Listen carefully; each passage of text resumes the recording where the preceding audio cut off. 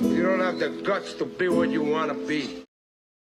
On this edition of American Aboriginal Misinformation, lies told by black people to other black people, we have Aboriginal Bee.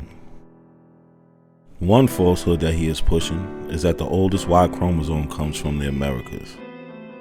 They want to say that an African American named Albert Perry is an Aboriginal.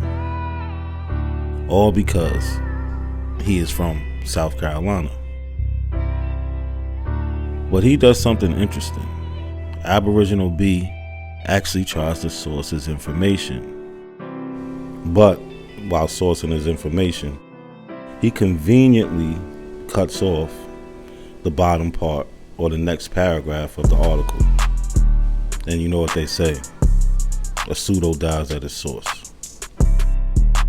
So when we vet the source like we always should do, and I'll leave the link in the description, we see that it's not saying anything that he is saying. And when we go to the part that he uses on his Instagram post and the part that he conveniently cuts out, it says Michael Hammer's team compared Albert Perry's Y chromosome to the African database and found 11 men all living in one village in Cameroon.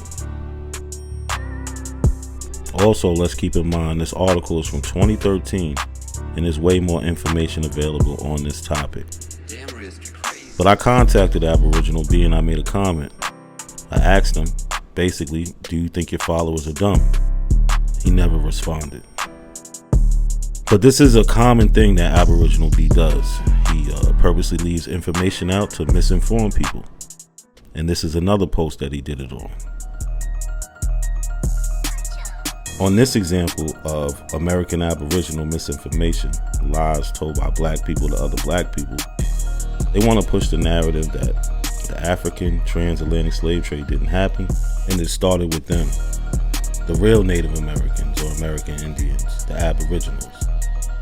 But he does the same thing. He sources his information, but he cuts off the parts that he uses. And there is a reason why. The reason why they have to do this to spread their misinformation is because their sources don't say what they're saying. So I asked him again, why is he doing this? And as you can see, 3 weeks later, still no response.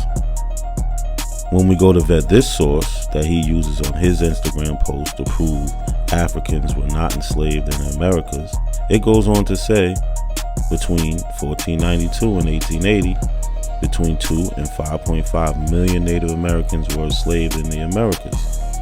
And then he cuts it off. But why would he cut it off? He cut it off because the source actually says, and I'm going to continue where I left off, in the Americas, in addition to 12.5 million African slaves. Well, now what we all should be asking ourselves is, why is Aboriginal Bee purposely cutting off pieces of articles that are pertinent information?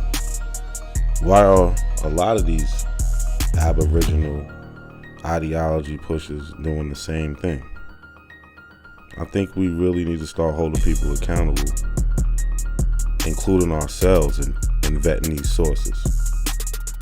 Like I say always,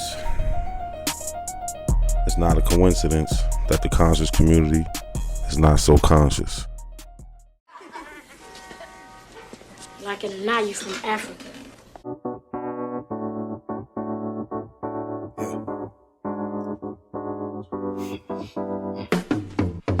Break the lane, I'm trying to make a name, but my sick thoughts got me by my brain. I'm searching for my, how ironic how we hustle for the same, but get bracelets for trying to get a chain, man, they wanna